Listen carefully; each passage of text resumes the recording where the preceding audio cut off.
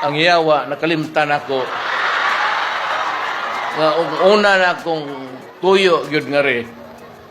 Kay magpasalamat ko sa mga Cebuano sa ilang tabang o pagbutar ninyo kang akong pagkatao.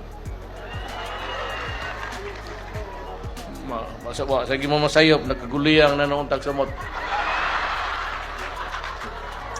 Bitaw tinuod, tong kandidato, Cebuano ko, taga-Danao.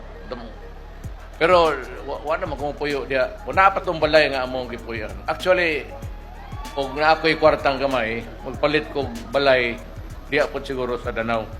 Pag-retire na ako, ang problema lang, wala po nakita ang gwapa nga to.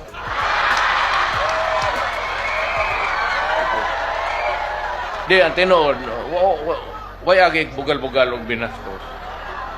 Kamong mga babae ug laki, retire na to, wala kay asawa o wala kay kanang kapagwapa pod. Kay haron malipay ka sa imong katigwangon na kay tanday-tandayan.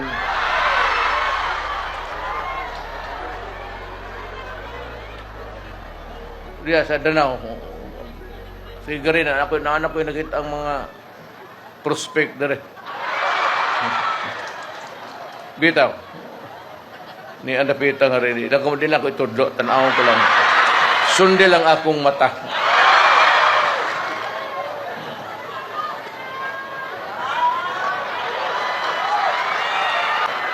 O, katong mga gwapa, pero linya mo diya, karoon.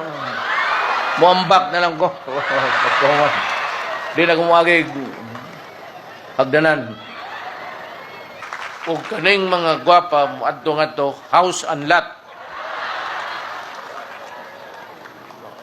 Muna dugang sa kalipay sa looy po ang mayor o magnganga na lang. So, di ko bang hambog.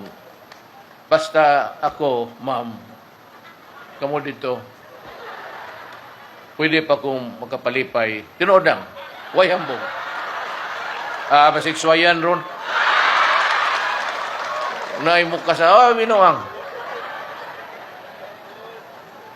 Kaya binuang. Way binuang. Tarang makauyab kong sulti na. Bot pa sabot. Pwede pa ko. Basig 77 years old. Kaya ako ni Adto, muginay akong gipraktisan.